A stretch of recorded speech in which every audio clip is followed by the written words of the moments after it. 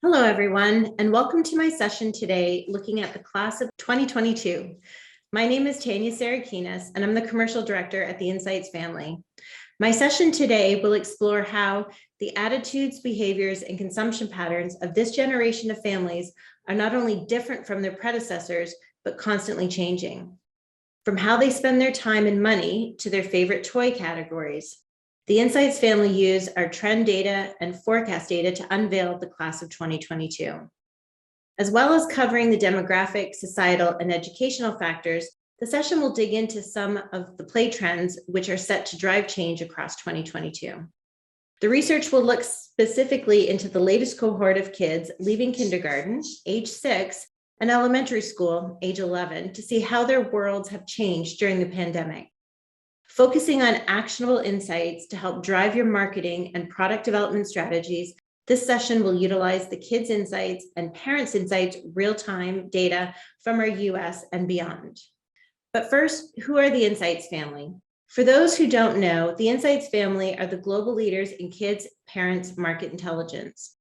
Our purpose is to provide children and parents and families with a voice to shape their worlds.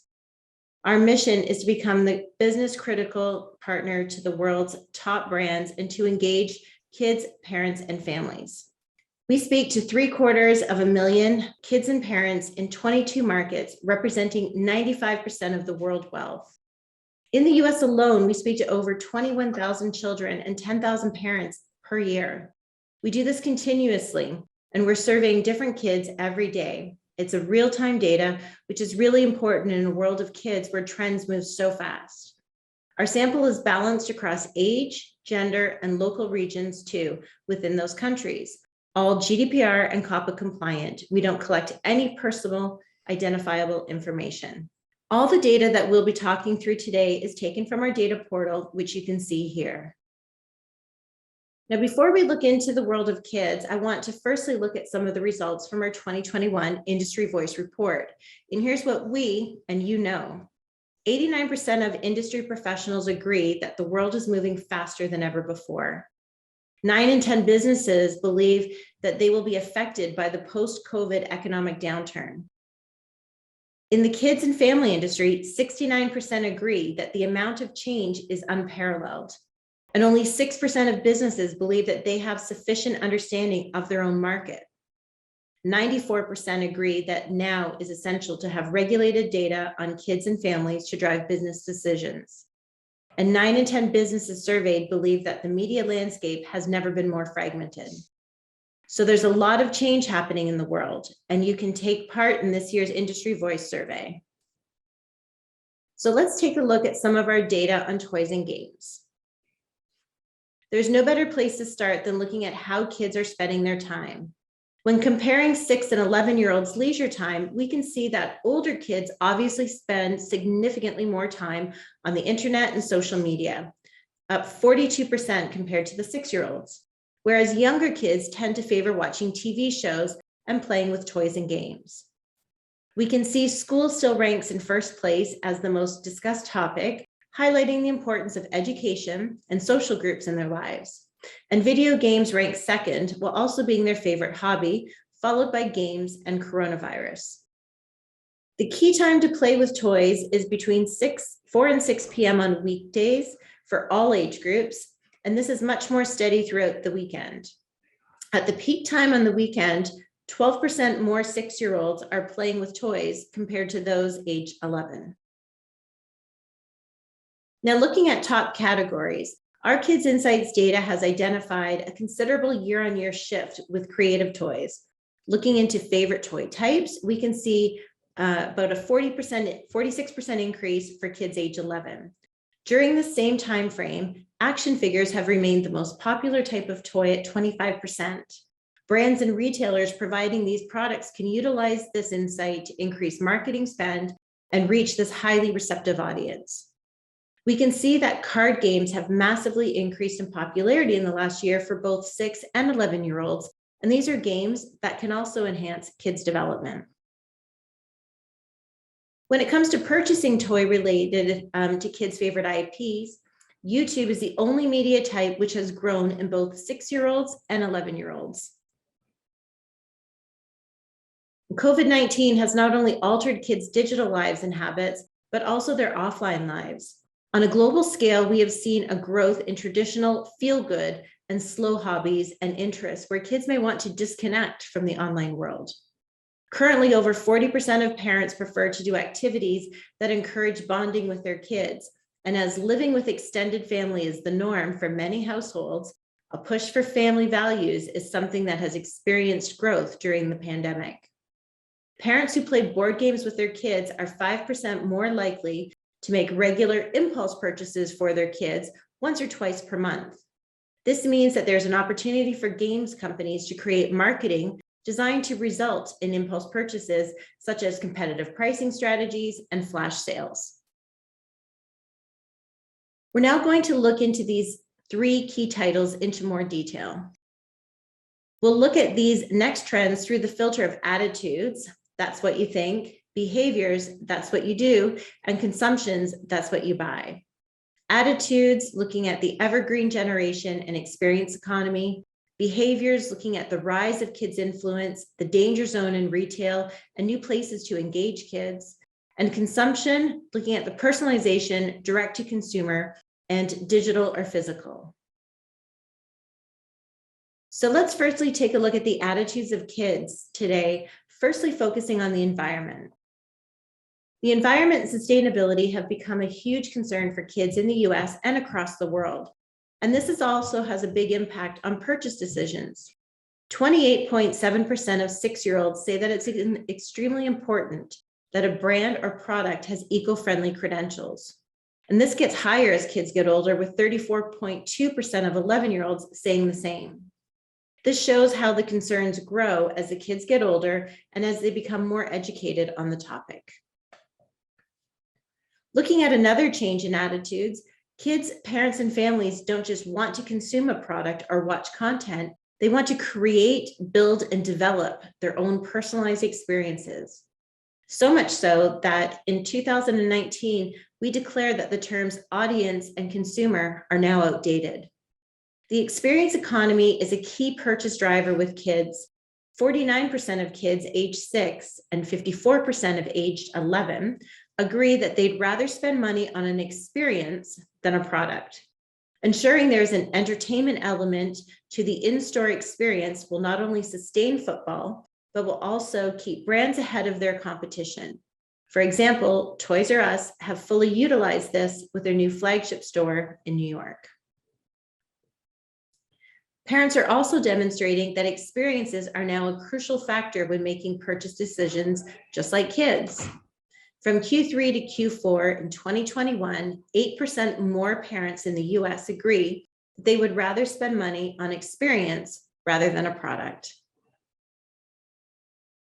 We're now going to take a look at the behaviors in more depth. In the US, tweens are the most likely age group to receive a regular allowance at 70%.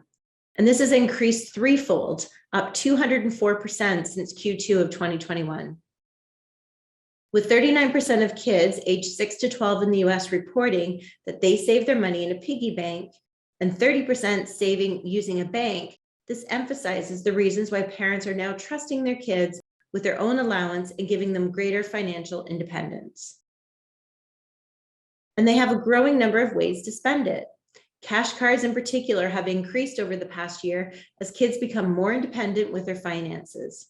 The payment method has increased, up 33% among 6-year-olds and up 20% among 11-year-olds just in the past year. Having their own cash card means they can effectively manage their spending by having an account to keep track of where they spend their money and being able to save it as well. Younger kids will have their cash cards managed by their parents to make sure that they're using their money correctly. And kids are having an increasing amount of influence on household decisions. 6-year-olds having a lot of influence on toy purchases has increased by 22% since July 2021, although the same time period, 11-year-olds' influence on toys has decreased and is down 12%, showing how influence on toys is aging down. And this is the opposite trend when it comes to grocery purchases. As kids get older, they can start to have more influence, with 34% more 11-year-olds having a lot of influence on grocery purchases since September, whereas 6-year-olds are only having a lot of influence on grocery purchases has decreased by 11% in the same time frame. Now, kids' influence is growing as they become more aware of the issues surrounding them and are more connected than ever before. Their influence is growing over the majority of household purchase categories, including areas that don't necessarily concern them, such as new cars and clothes for parents. Brands such as IKEA and BMW have already noticed the younger generation's influence, have adjusted their strategy to appeal to kids and parents alike. BMW recently announced a move into esports partnerships in a direct attempt to appeal to a younger generation. With families spending more time together during coronavirus, a child's say in household purchasing decisions is greater than ever. We're also seeing that year on year, 8% more kids in the US have reported shopping at independent stores, perhaps led by parent endeavors to support those who have undoubtedly suffered throughout the course of the pandemic. This could also be derived from people shopping closer to home and favoring less crowded environments. Our Kids Insights data shows that kids who spend the majority of their money online are more inclined to spend more time shopping than average. And this trend is seen across all ages of kids 6 to 12 spend, which is up 14% longer or 50 minutes, where teens spend 22% longer or 45 minutes. This diagram is showing that it's important for brands to fall into a specific area, whether that be experiential retail and online shopping. However, if they fall into the middle, or what we're calling the danger zone, they are at risk of not fitting specific credentials and therefore not satisfying consumer needs. According to our latest data, kids are increasingly starting to see their favorite commercial digitally, with 53% of 11-year-olds in 2021 reporting to see their favorite commercial on either YouTube, TikTok, or Facebook, or an app or website, compared with 48% back in 2020. And this goes in line with the trend that social is quickly becoming the most effective advertising space for brands looking to engage kids, parents, and families. So as we just discussed, the factors which influence parents' purchasing decisions and habits has evolved during the pandemic, with social media becoming increasingly powerful and popular within the retail environment. And as part of that, influencers also have a huge role to play. For millennial parents, those aged 18 to 35 in the US with children aged 1 to 3, families and friends remain the most important influencers on their buying process, with 49% of these parents reporting that friends and family recommendations are influential in their purchase decisions in 2021. Now, although younger parents aged under 25 are becoming more likely to be influenced by celebrities or an influencer who endorse a particular product, influencers have become increasingly powerful and vital part of targeting an audience effectively, and parents are included within this. And we can actually see here how the impact of influencer reviews is now more impactful on the purchase of baby products than traditional adverts. The final section we're going to explore is titled Consumption, looking at personalization, direct-to-consumer, and digital or physical. 3D printing has long been heralded for its potential application. But with the relentless march of tech innovation, it's only a matter of time before the devices become affordable, accessible, and adapted by the average consumer. For the majority of time, 3D printing has been too expensive or inaccessible for the average person to harness. However, investment surrounding the industry continues to grow, and the market was valued at approximately $13.7 billion in 2020.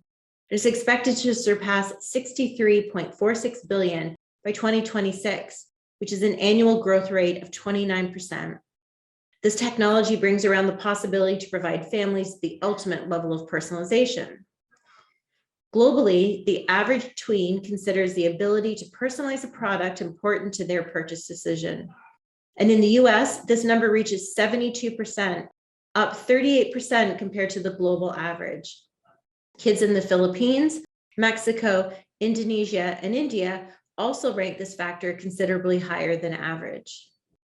In countries where the ability to customize products and experience is highly valued, integrating 3D printing into the customer journey has the potential to offer product manufacturers a significant competitive advantage over their competitors.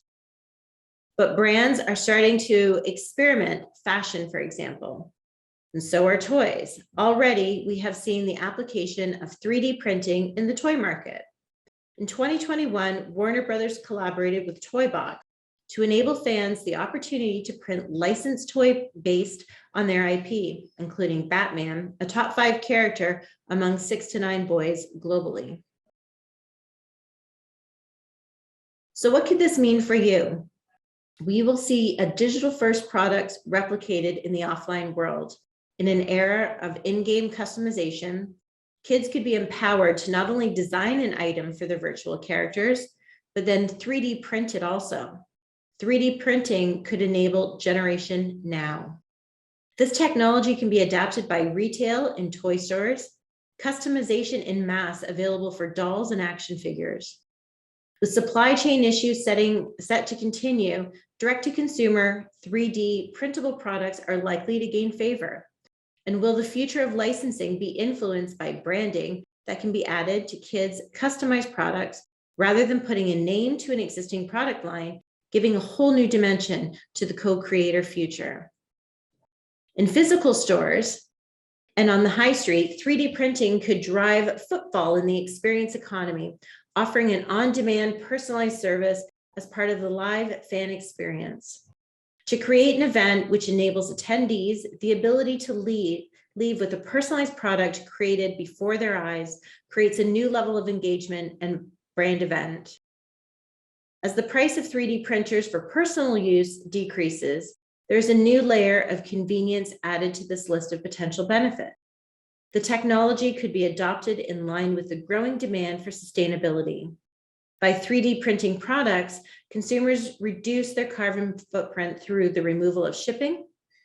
And 6 to 9-year-olds in Germany, the UK, and the US are at least 20% more concerned about climate change and the environment than last year. Additionally, this method of manufacturing would reduce costs by employing a self-service direct-to-consumer model. In theory, passing these savings on to the consumer. Now, additionally, advertisers can offer a great degree of convenience, providing a link to immediate print a product, a growing demand and instant gratification we have identified with Generation Now. And just a quick quote, as 3D printing gets cheaper, faster, and better, the number of opportunities increases and brands should experiment to stay ahead of the curve. We could well see a 3D printer at the top of the holiday Christmas wish list this time next year. The next trend is digital or physical. The boundaries between the physical and digital worlds are becoming increasingly blurrier, and having to navigate these boundaries is becoming an increasing issue amongst younger ages. This phygital blend of physical products with digital aspects to interact with providers an experience beyond traditional playtime. Opening up kids to the digital world in a way that's engaging and importantly safe.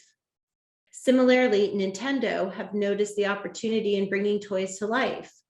Through their Labo line, Nintendo has enabled kids to connect gaming kits made of cardboard to their Switch controllers, allowing for multiple interactive and creative possibilities while also introducing educational content by way of basic coding principles. In 2021, across the US, boys aged 3 to 9 who own a Nintendo Switch are 10% more likely to express interest in learning to code. And this figure increases up to 11% in the UK and 15% in France. UK parents with kids aged 5 and under who report purchasing decisions for toys and games to be based on whether they think their child will think it's fun and entertaining accounted for nearly a fifth of all surveyed at 18% and the second most popular criterion. Now, when it comes to digital shopping, buying from an online retailer remains the most popular option. Though we're looking at the period of January 2021 to August 2021, which is a period when restrictions went from very strict to more relaxed.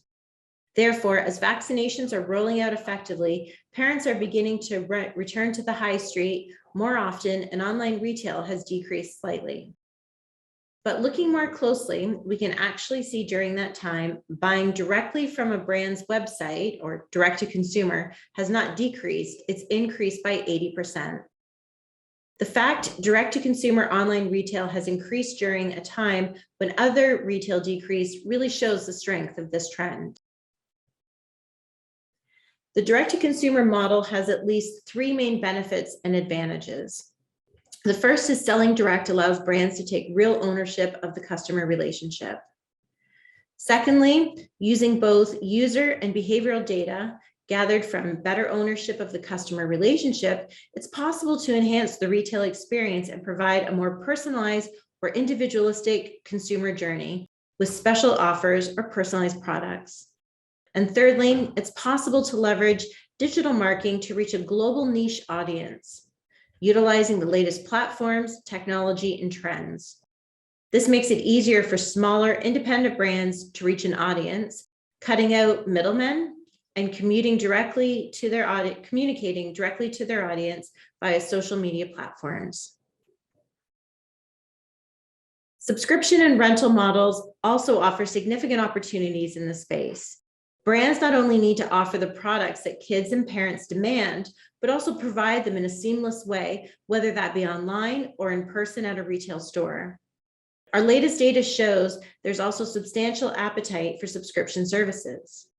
The popularity of digital subscriptions, especially in a world of TV, is well known. But 1 in 4 parents worldwide already have or are interested in having a subscription to a book service for their children, for example. Kids' clothes received as part of a subscription service also appeal to 1/5 of parents globally, while 20% have or would consider a toy subscription service. As retailers look to innovate and understanding how subscription models serve convenience and create a deeper relationship with brands can help. As country, regional, and local level coronavirus restrictions continue to be unpredictable, providing customers with a reliable delivery to look forward to could also boost positive brand association. Once a subscription reaches a stable level of popularity, it can also provide businesses with a more predictable revenue stream than ad hoc sales and potentially increase the average spend. And then just to sum everything up, never been more important to have data and reliable information in real time. We want to track in real-time data or don't track at all. We're looking in a world of direct-to-consumer and social selling, which is relying on e-post data is unreliable. And understand your audience attitudes and behaviors and consumption patterns. What's clear is that families are feeling strongly about the environment and the future of the world. They are shifting their beliefs and businesses' needs to accommodate this, and we need to listen to them. And thank you all for listening. Here is a link to download one of our free reports on 2022, the year of STEM, and also get freemium access to our portal where our data came from today. I've also attached my email, so please feel free to contact me if you have any questions, and thank you so much for your time today.